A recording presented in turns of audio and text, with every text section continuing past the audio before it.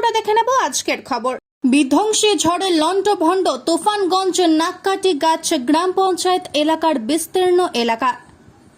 ঘরের নিচে চাপা পড়ে আহত বেশ কয়েকজন তুফানগঞ্জ হাসপাতালে চিকিৎসাধীন। গাছ ও ইলেকট্রিক পোল রাস্তার উপর উপড়ে পড়ে তুফানগঞ্জ বালাভূত রাজ্য সড়ক অবরুদ্ধ। নাককাটি গাছ গ্রাম পঞ্চায়েত এলাকায় ঝড়ে প্রচুর বাড়ির ক্ষয়ক্ষতি হয়েছে বলে জানা যায় স্থানীয় সূত্রে।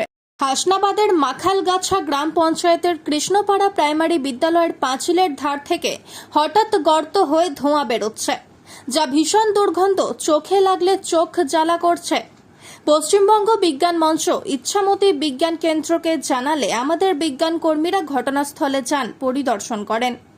বিজ্ঞান কর্মীদের মতের ভিতর গর্ত ছিল, যেখানে জল ও পচা জিনিসপত্র জলে মিথেন গ্যাসের সৃষ্টি হয়েছে। তার ফলে এই ঘটনা। আমরা প্রশাসনকে জানাবার চেষ্টা করছি।